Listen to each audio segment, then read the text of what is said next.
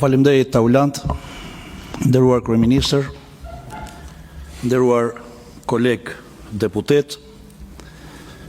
në emër të antarëve të shumicës parlamentare në Këshillin për Rregulloren,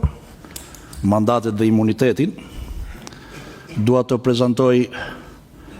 sot raportin rekomandues tonin për shqyrtimin e kërkesës provurisë posaçme kundër korrupsionit dhe krimit organizuar,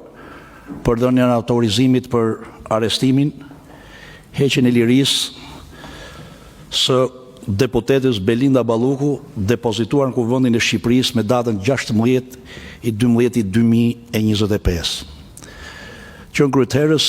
më lejoni të falenderoj kolegët e mi në Këshillin e Mandateve dhe Imuniteteve për përgjegjësinë dhe seriozitetin që kemi padur në trajtimin e kësaj çështje. Kemi diskutuar sigurisht në lidhje me relacionin dhe pretendimet e palëve në këtë Këshill dhe në përfundim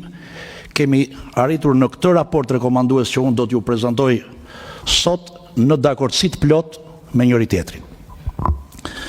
Nderuar koleg, sot që po diskutojmë këtë raport rekomandues, ka ndodhur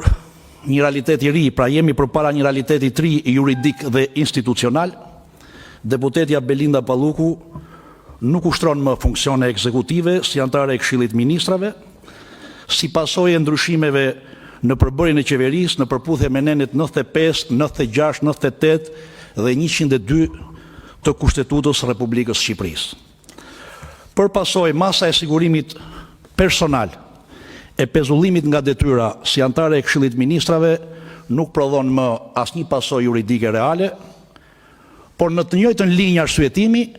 edhe narrativa mbi cilën provuria e posaçme ka ndërtuar kërkesën për aplikimin e masave më të rënda të sigurimit personal, si rreziku i prishjes provave, i aratisjes apo i kryesë një vepre tjetër penale, mbetet thelbësisht hipotetike për sa kohë lidhet drejt për drejti me ushtrimin e funksioneve ekzekutive që deputetja në fjalë nuk i ushtron më. Megjithatë, kjo nuk do të thotë se paraqitja e këtij raporti përpara Kuvendit është një procedurë thjesht formale. Përkundrazi, ajo përfaqëson një përgjegjësi të drejt për drejt kushtetuese të Kuvendit të Republikës Shqipërisë, është një shprehje e respektit institucional ndaj drejtësisë, por mbi të gjitha është një detyrim ndaj qytetarëve shqiptarë që na kanë besuar përfaqësimin e tyre. Aq më tepër në një situatë kur kjo çështje, e cila në thelb duhet të mbetej një çështje e drejtësisë dhe vetëm e drejtësisë, është shndruar në mënyrë të padrejtë në një debat të mbingarkuar politikisht në sytë e opinionit publik. Në vend të një procesi të qetë dhe të rregullt ligjor, shpesh kemi parë përpjekje për ta zhvendosur këtë çështje në një gjykim publik, në një tribunal mediatik që bie ndesh me standardet e shtetit të drejtës dhe me parimin themelor të prezumimit të pafajësisë. Pikrisht për këtë arsye është e domosdoshme që ne, si shumicë parlamentare, të flasim qartë, të ndajmë politikën nga drejtësia, zhurmën nga faktet dhe gjykimin publik, nga procesi i rregullt ligjor.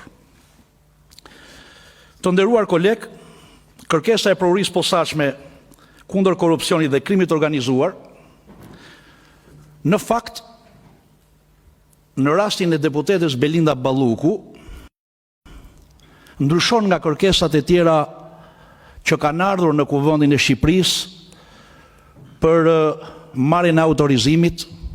për arrestim apo heqje lirie, kontroll banese apo kontroll personal, sepse nuk është një kërkesë për caktimin e një mase sigurimi për herë të parë. Nuk jemi në këtë rast. Kuvendit në këtë rast i kërkohet të zëvendësojë një masë sigurimi personal, efektet e cilës sot janë në fuqi ndaj deputetes Belinda Balluku, siç është ajo e ndalimit jashtë shtetit, të daljes jashtë shtetit, me një masë sigurimi më të rëndë, ato të arrestit për një vepër penale, për të cilën provuria posaçme po heton që në gushtin e vitit 2024. Pra, jemi në kushtet kur kërkohet zëvendësimi i kësaj mase. Zëvendësimi i masës referuar parashikimeve ligjore të kodit procedurës penale saktësisht në 260.3 mund të kërkohet në 2 raste.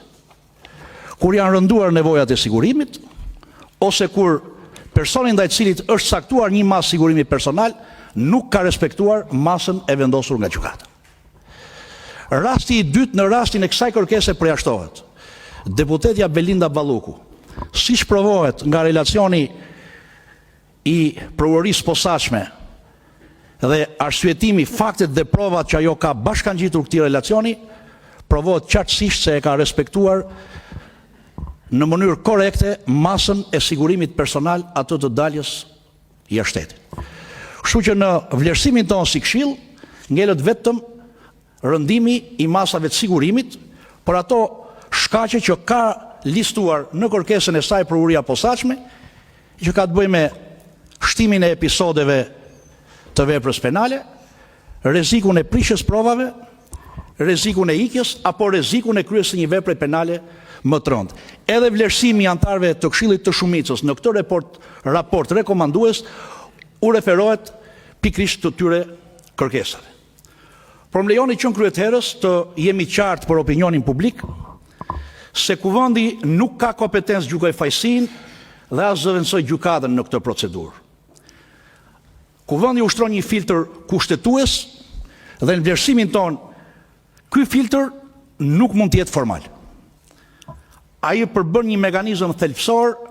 për ruajtjen e balancës institucionale dhe respektimin e rolit që kushtetuta